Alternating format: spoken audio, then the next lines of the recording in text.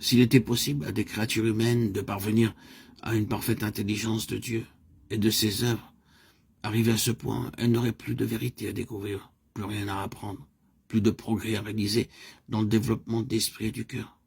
Dieu ne serait plus l'être suprême, et l'homme, arrivé aux limites extrêmes de la connaissance et du progrès, cesserait d'avancer. Remercions Dieu de ce qu'il n'en soit pas ainsi. Dieu est infini. En lui sont cachés tous les trésors de la sagesse et de la science. Colossiens 2:3. Et pendant toute l'éternité, les hommes ne cesseront de chercher et d'apprendre, sans jamais épuiser les trésors de sa sagesse, de sa bonté, de sa puissance.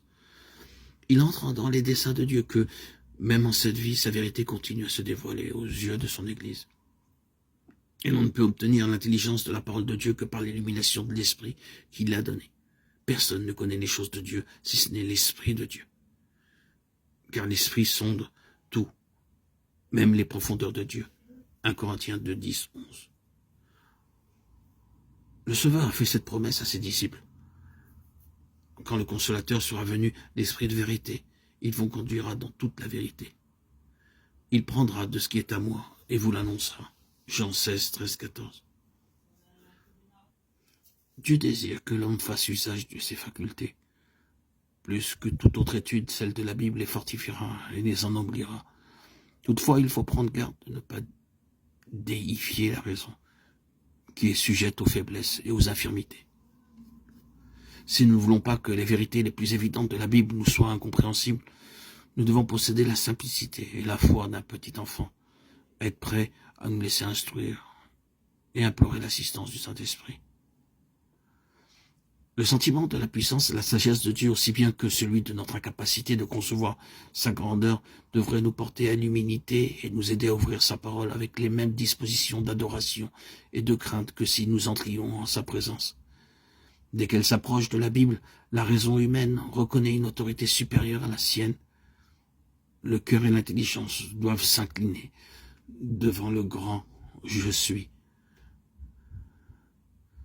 Bien des vérités apparemment difficiles ou obscures deviennent claires et simples pour ceux qui cherchent à les comprendre avec humilité.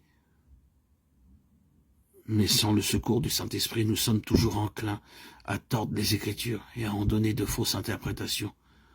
Beaucoup lisent la Bible sans profit, voire pour leur perte.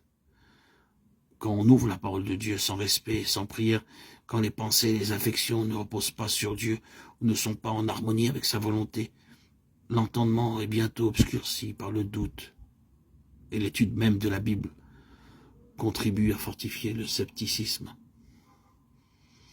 L'ennemi prend possession de nos pensées et nous suggère de fausses interprétations.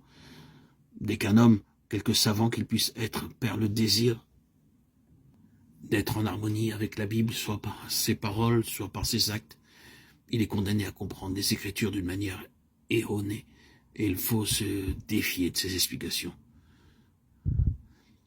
Le discernement spirituel est refusé à ceux qui étudient la Bible pour y découvrir des erreurs. Leur vision faussée verra des causes de doute et d'incrédulité, là où tout est simple et clair.